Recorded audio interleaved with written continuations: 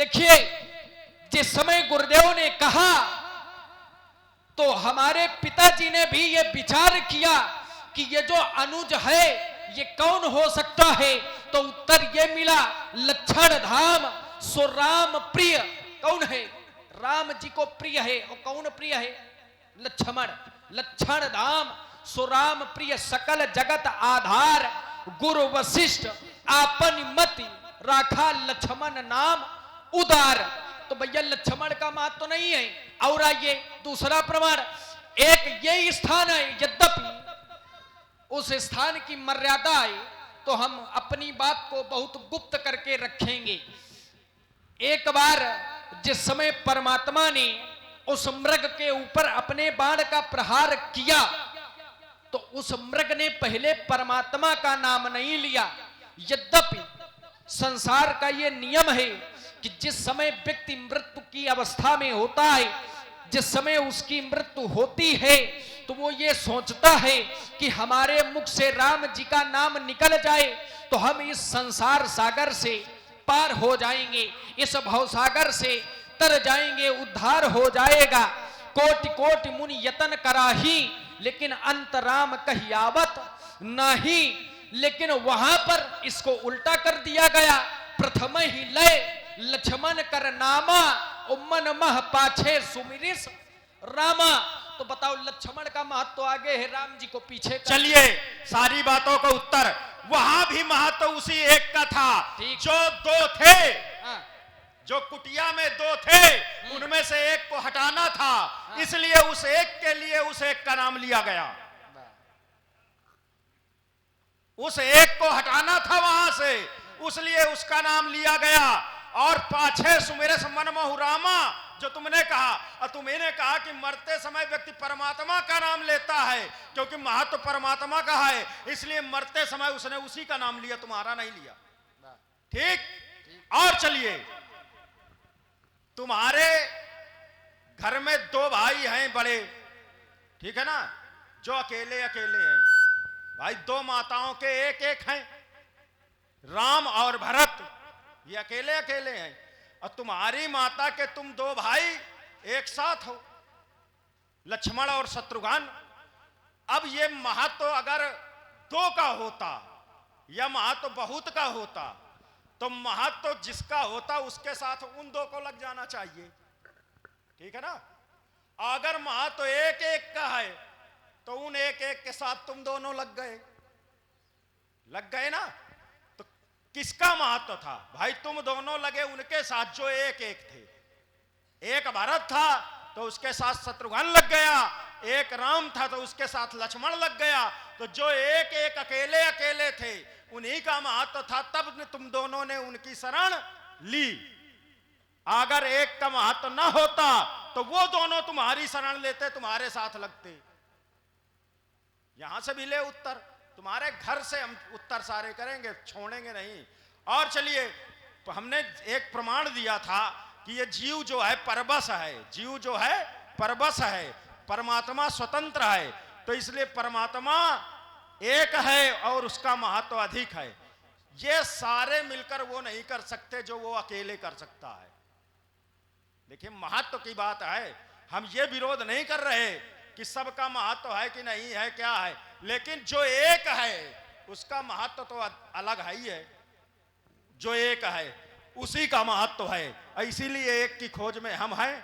और एक कर क्या सकता है? बोले जो सृजी पालई हरई बहोरी।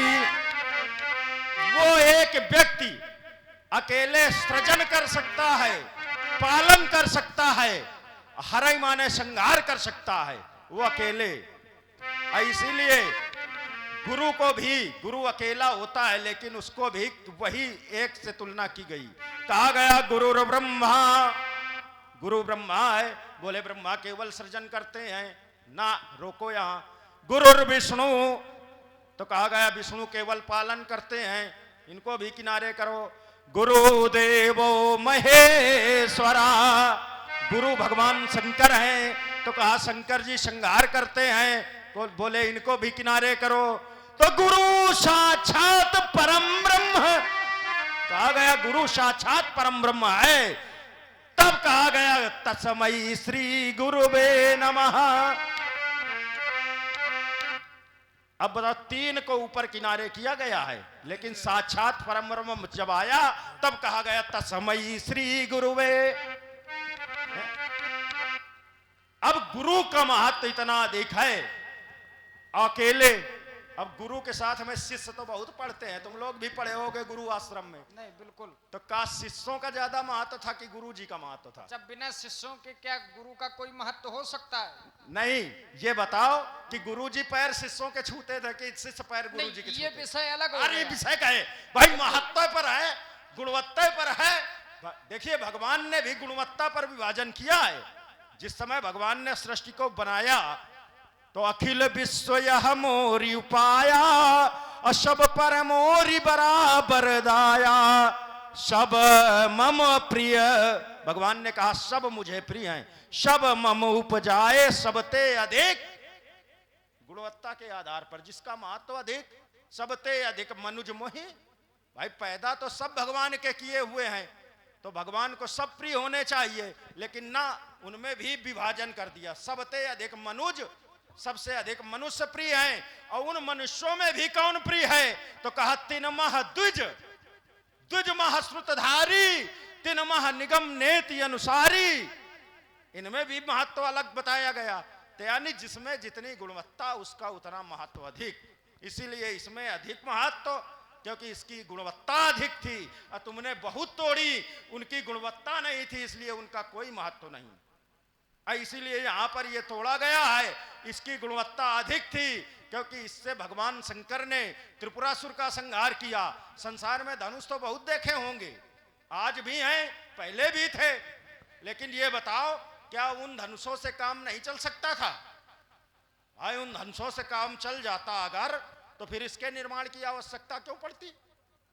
इसके निर्माण की आवश्यकता पड़ी तो इसका अर्थ यह है कि इस एक का महत्व अधिक हो गया, वो सब काम के नहीं रहे। जो काम ये कर सकता था वो नहीं कर सकते थे। आइए, हो गई महाराज बात, इसीलिए इसकी आवश्यकता पड़ी। आइए, आपकी फिर से दो बातें निकल कर आई हैं। पहली, आपने एक बड़ा अच्छा उदाहरण दिया है। अब थोड़ा हम अपनी धारा को आपकी धारा की ओर मोड़ रहे हैं। आपने कहा लक्ष्मण, संसार में एक का महत्व होता है। उदाहरण आपने गुरुदेव का दिया है, और उदाहरण क्या दिया? ब्रह्मा, विष्णु और भगवान शंकर, इन सबको गुरुदेव के अंदर समाहित कर दिया गया। देखिए, ये तो ठीक है, यहां तक कोई बात नहीं है, लेकिन अब जरा इसके आगे विचार करो। अब ये हमारे पक्ष में बात आ रही है। भाई आप कह रहे हैं कि ब्रह्मा जी को, शंकर जी को गुरुदेव के अंदर समाहित कर दिया गया, माने जो गुरु होता है वो इन सब से बढ़ के होता है। जैसे परब्रह्म से ब्रह्मा है, लेकिन ब्रह्मा से परब्रह्म नहीं है, परब्रह्म अलग है। और महाराज ब्रह्मा जी ये उस परब्रह्म के अधीन हैं। तो उसी प्रकार से आपने गुरुदेव को परब्रह्म का स्वरूप बतला दिया। अब यहां पर हमारा कोई विरोध नहीं है, लेकिन अब थोड़ा सावधान हो जाओ, क्योंकि बात हम अपने पक्ष में लेकर के आ रहे हैं। आप कह रहे हैं शंकर जी के भी स्वरूप हैं, और यद्यपि प्रमाण यही मिलता है, अन्यत्र कहीं जाने की आवश्यकता नहीं है।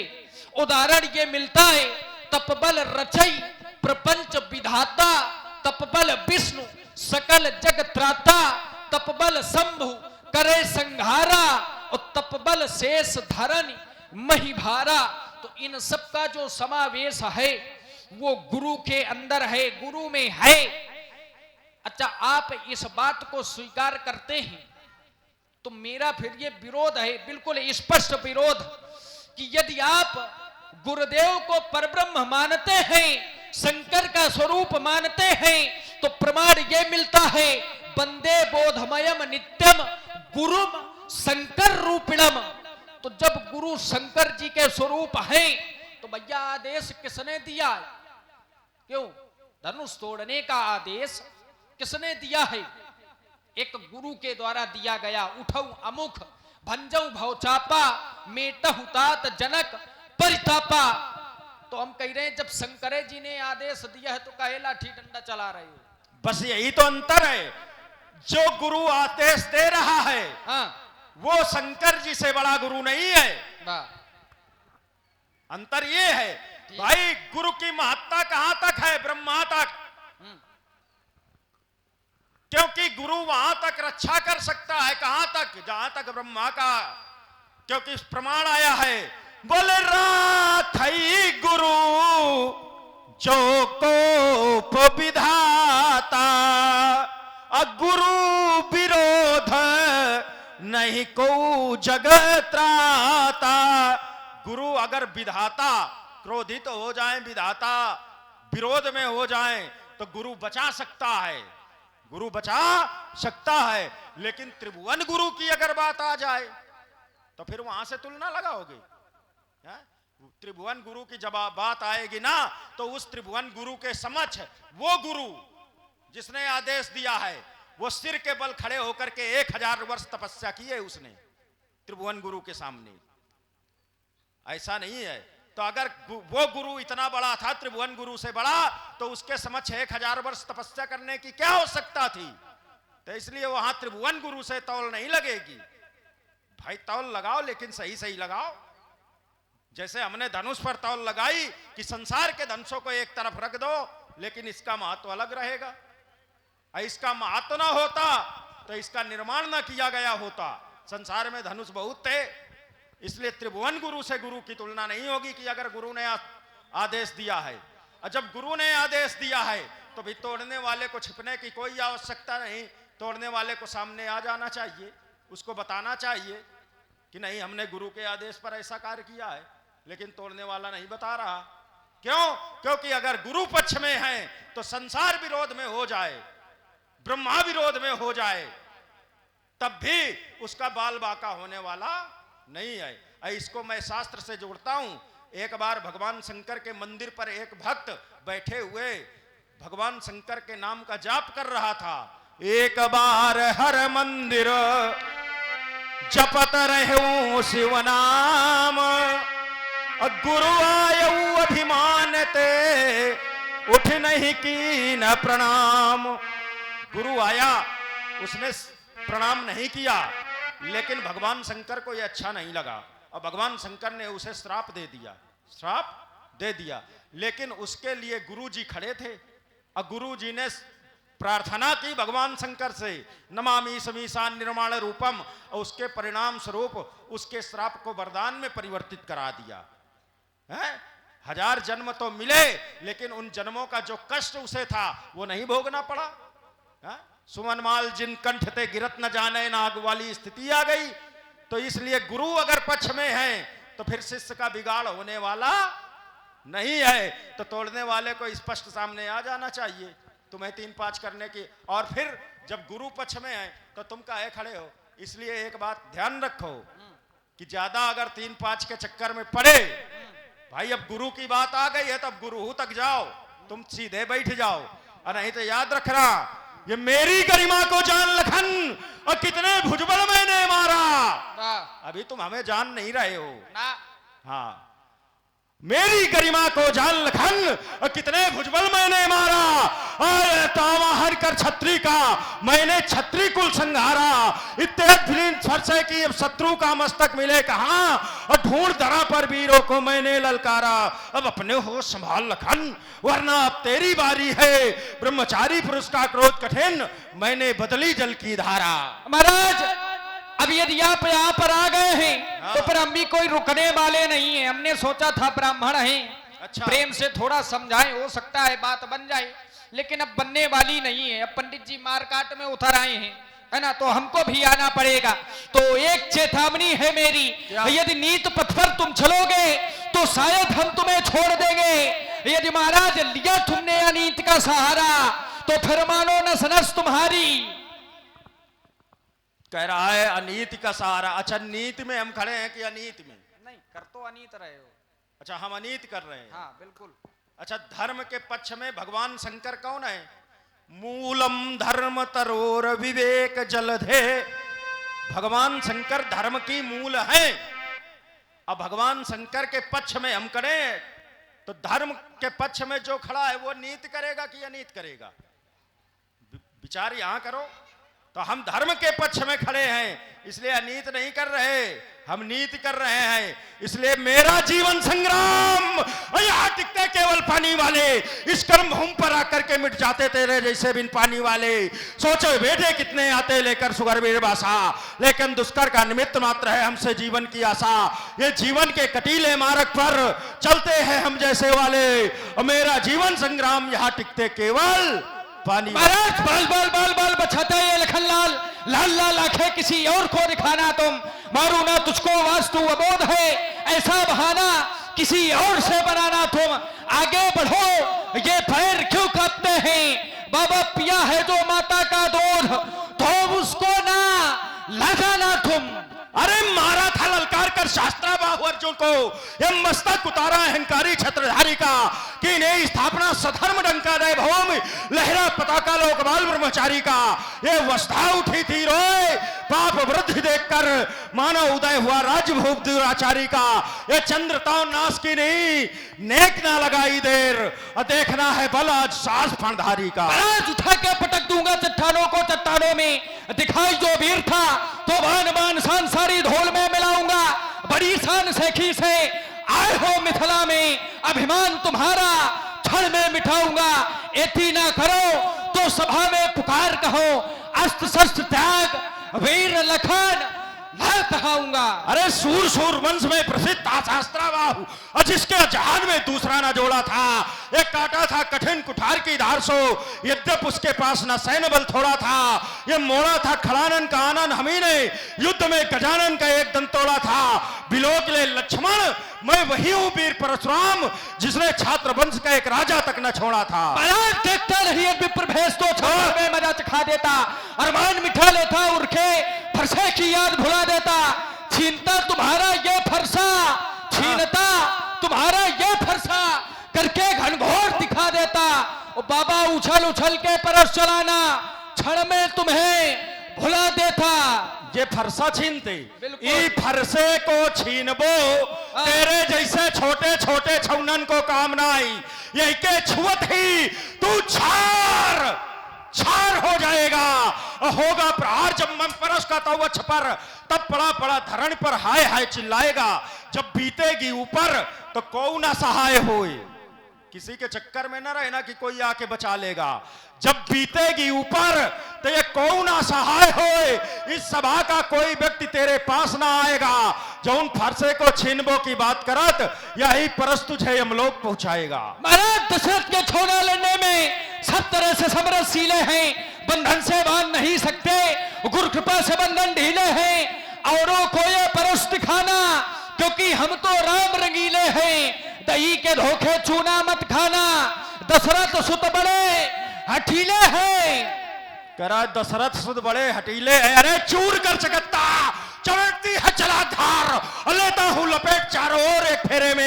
ये दिग्गज टहल जात, हिपड़ फटक जात, कोल कंठ दब जात विकट बखेरे में। चंद्र चराग चट टूटती है कमट पीठ, ये मंदता दिखाई दे तरीको उजेरे में। प्रबल प्रबाल प्रताप भगवंत मार्तंड लखी, ये छत्री उलूक सब लुकत है अंधेरे में। जानकी जलाई जान जाओगे जागेश्वर, जानकी जीने में मैं जानकी लगाऊंगा। जली जोल जानकी तो जानकी खैर रही, जानकी जिलाने में जहान की भुलाऊंगा। पकड़ के तुम्हारे अस्त्र शस्त्र फटक दूं सब पृथ्वी पर, सर से सिर काट तुम्हें मैं सिर बनाऊंगा।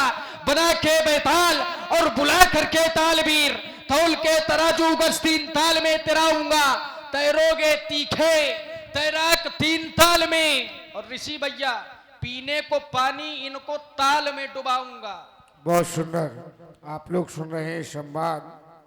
इसी पर प्रभावित हुए हमारे वर्तमान प्रधान ग्राम हुसैना आदरणीय श्री आनंद तिवारी जी गणेशा लाला, उनकी ओर से 101 मुद्राएं सप्रेम में हो रही हैं सुंदर संवाद में। और एक विशेष इनाम आया हुआ है प्रधान जी का, जो कि धनुष निर्माता हमारे गांव के ही हैं। जो ये धनुष का निर्माण करते हैं हमारे गांव के ही हैं और बहुत पहले से करते हैं। ठाकुर बबली सिंह जी के द्वारा इस धनुष का निर्माण होता है, उनके लिए भी ये 201 रुपए का पुरस्कार आया हुआ है आदरणीय प्रधान जी के द्वारा। बहुत बहुत धन्यवाद। लीजिए सुने। और जुगल कुशवाहा जी, भैया हमारे जुगल कुशवाहा जी, उनकी ओर से भी, जगत कुशवाहा जी, उनकी ओर से 50 रुपए का पुरस्कार पहले भी दिया गया था और पुनः ये 50 रुपए का पुरस्कार हमारे सुंदर संवाद पर प्रदान हुआ। बहुत बहुत धन्यवाद। लक्ष्मण अपनी वीरता के परिचय हमसे दे रहा है और वीरता का परिचय हमने इनको कराया था। इनके वंश में एक राजा हुआ जिसका नाम था नारी कवच। ये नाम उसे कैसे मिला? मूलक, क्षत्रिय वंश का मूल प्रवर्तक। जब हमने क्षत्रिय वंश का विनाश कर दिया तो क्षत्रिय वंश का मूल प्रवर्तक वही था, वहीं से क्षत्रिय वंश चला बाद में। हाँ, तो मूलक। और उस राजा के यहां जिस समय हम गए तो हमारा भय इतना व्याप्त था कि वो नारियों के बीच में छिप गया, नारियों के बीच में छिप गया। और हम हैं ब्रह्मचारी और नारियों के बीच में हम जा नहीं सकते, और उसने नारियों का कवच ले लिया, इसलिए उसका नाम पड़ा नारी कवच।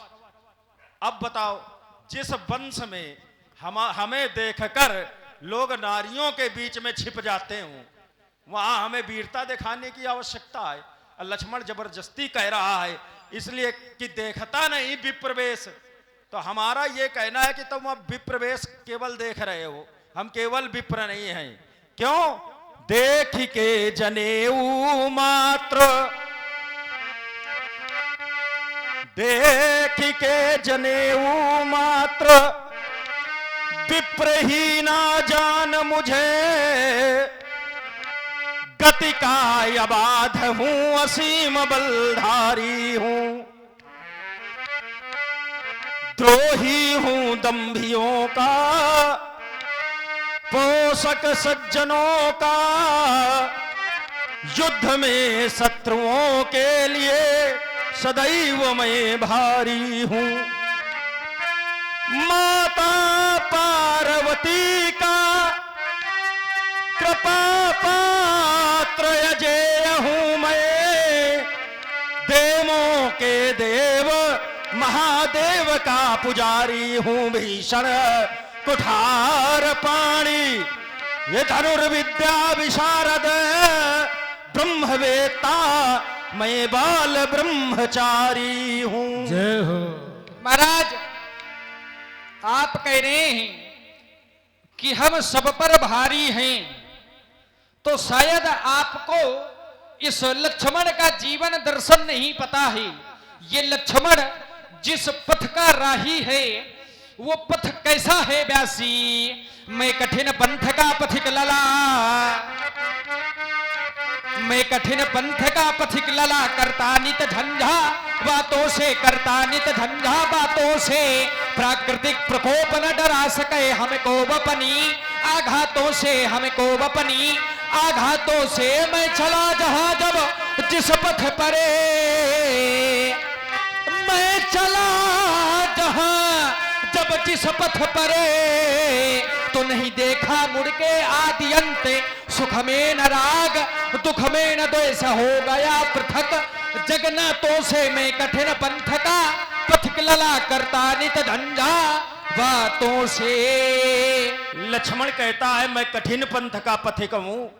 जरा इसमें हम जांच लगाएं, और जब जांच लगाते हैं तो पाते हैं केवल तुम कह रहे हो नहीं। क्यों? क्योंकि हम जानते हैं तुम कैसे पंथ के राही हो। यह सरल पंथ के पथिक लखन, भाई कहने को तो कोई भी कह दे मैं कठिन पंथ का चलने वाला हूं, लेकिन उसके जीवन पर दृष्टि डालो तो जो पीछे चलता हो क्या उसको कठिनाई मिलेगी? भाई रास्ते के जो कंकड़ हैं कांटे हैं वो आगे चलने वाले को मिलेंगे, और जब कोई आगे आगे चला जा, कहीं पर जंगल हो, आप जाइए खेतों की तरफ जाइए, देखिए मेड़ से जाइए, बहुत घास खड़ी है, जंगल है, तो जो व्यवधान है, जो शंका है वो आगे वाले को मिलेगी, जो कठिनाई है पीछे वाले को तो वो केवल चला जाएगा उसके साथ में, है ना। आगे वाला जाए, जो मिले उससे आगे वाला निपटे, पीछे वाले को क्या है। तो तुम पीछे चलने वाले हो, करसर बान राम के पाछे है, तो तुम पीछे चलते हो, तो पीछे चलने वाले को कठिनाई थोड़ा मिलती है। तब मेरा कहना है, तुम सरल पंथ के पथिक लखन, तुम कठिन पंथ को क्या जानो, तुम केवल गीत सुनाते हो, कुछ गीत तत्व भी पहचानो। लक्ष्मण अब तक चले नहीं तुम, ये कांटे थे जिन राहों में, वर्षा व ग्रीष्म का भान नहीं। क्यों? क्योंकि तुम पले महल की छाहों में, ये शीतल मंद बयार छोड़, तुम झंझावातों को क्या जानो। ये सरल पंथ के पथिक लखन, तुम कठिन पंथ को क्या जानो। सुख से न राग, कह रहा था सुख से न राग, तो सुख से न राग, दुख से न द्वेष, ये झूठी तेरी मन गढ़ंत, कहता नहीं देखा आदि अंत, पर मैं कर दूंगा आज अंत। इन दांतों का सूखा न दूध, तुम रणभेरी को क्या जानो। ये सरल पंथ के पथिक लखन, तुम कठिन पंथ को क्या जानो। परशुराम जी का ये कहना है व्यास जी कि लक्ष्मण उस पथ का राही नहीं है, और उदाहरण क्या दे रहे हैं कि लक्ष्मण पीछे चलता है राम जी के। अच्छा, हमको ऐसा लगता है कि यदि परशुराम जी के जैसा कोई पुत्र होए, अब समस्या ये है कि परशुराम जी का विवाह तो हुआ नहीं भाई, ना विवाह हुआ है ना पुत्र है, तो नियम तो इनको पता नहीं है। अच्छा, हुआ नहीं कि हमने किया नहीं। अच्छा, किया नहीं, चलो कम से कम नहीं किया, ये आपकी महानता है। नहीं, ये दोनों बातों में बहुत अंतर आ जाता। कहे विवाह हुआ नहीं माने कोई कमी थी, ऐसे समझो, मजबूरी थी। हाँ, समस्या किया नहीं, ये बात अलग हो गई, इसमें महत्व बढ़ जाएगा। चलिए महाराज, आपने विवाह किया नहीं। हाँ, ये हाँ, सही है। चलिए यही ठीक है, आपने विवाह नहीं किया तो इसलिए आपको नियम नहीं पता है। अब कह रहे हो कि लक्ष्मण पीछे चलता है तो कठिनाई तो आगे वाले को मिलती है। अच्छा भैया, पीछे कौन चलता है, बड़ा चलता है कि छोटा? अब कह दो पिताजी से, कह दो कि अपने पुत्र के पैर छुओ, तो क्या ये उचित है? ये अनुचित है, उचित नहीं है। तो प्रत्येक व्यक्ति को अपने कर्तव्य का, अपने दायित्व का पालन करना चाहिए। लक्ष्मण है छोटा, इसलिए लक्ष्मण पीछे चलता है। अब यदि लक्ष्मण आगे चलने लगे, जैसे एक और बात, पत्नी है तो पत्नी का ये कर्तव्य होता है कि वो अपने पति के पीछे चले, और यदि पत्नी अपने पति के आगे चलने लगे तो क्या फिर वो पत्नी है? नहीं है, है ना। तो लक्ष्मण है छोटा, ये लक्ष्मण का कर्तव्य है राम जी के पीछे चलना, और लक्ष्मण अपने कर्तव्य का पालन कर रहा है। अब परशुराम जी कह रहे हैं कि लक्ष्मण का अंत आज हमारे द्वारा होगा। चलिए, इस बात को भी हमने आपकी वीरता से जोड़ लिया, आप अपने को वीर बता रहे हैं। तो एक वो समय था व्यास जी, जिस समय हमने देखा था इस वसुंधरा में अत्याचार हो रहा था, दुराचार का प्रभाव था, और जो दुष्ट थे, जो पापी थे, सज्जनों को प्रताड़ित करते थे, उनको कष्ट पहुंचाते थे। तो उस समय हमने अपने इन नेत्रों से देखा है, और उस समय भी हमारे द्वारा ही ये रक्षा हुई है। जिस समय ये पापों से बोझिल वसुंधरा, ये पापों से बोझिल वसुंधरा, पाताल मार्ग जब खोज रही थी मानवता के वक्षस्थल में, दानवता जब लौट रही थी जिस समय खुले बाजारों में, ये जिस समय खुले इन बाजारों में वो कन्याएं बेची जाती थी, बूढ़ी अनाथ अबला गौएं बधिकों को दे दी जाती थी। जिस समय सनातन धर्म ग्रंथ ईंधन के बदले जलते थे, जिस समय देव प्रतिमाओं पे निशंख हथौड़े चलते थे, तब कहाँ गए थे परशुराम और क्यों नहीं सामने आए थे हाथों में लेके वो धनुष बाण, तब दशरथ नंदन आए थे। कह रहा है कि विवाह नहीं हुआ तो नियम नहीं पता। अच्छा, विवाह वाले नियम से कठिन पथ पर चलने से क्या अर्थ है? भाई केवल विवाह वाला क्या कठिन पथ पर चलता है क्या? भाई अगर ऐसा कोई प्रमाण हो तो विवाह तो तुम्हारा भी नहीं हुआ। देखिए, विवाह तो तुम्हारा भी नहीं हुआ और तुम सुना पथिक है। तो अगर विवाह होने वाला ही कठिन पंथ पर चलता है तो बात तुम्हारी सही, विवाह कर लोगे। नहीं नहीं नहीं, तो लेकिन तुम्हारा भी नहीं हुआ तो यह स्वीकार करो कि तुम भी कठिन रास्ते पर नहीं चले हो। नहीं, हम तो चले हो। हाँ बिल्कुल। अच्छा, अब बात बैठ नहीं रही तो फिर विवाह की बात तुम क्यों लाए? उसका भी कारण है। नहीं, कारण वही कारण तो हम सुनना चाहते हैं। भाई बात जुड़नी चाहिए कहीं ना कहीं से। अब हाँ, बात जुड़ नहीं रही।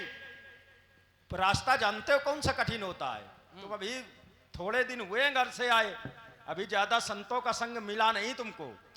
हाँ, बोले ज्ञान का पंथ, ज्ञान का पंथ कृपाण के धारा। ज्ञान का मार्ग बड़ा कठिन है।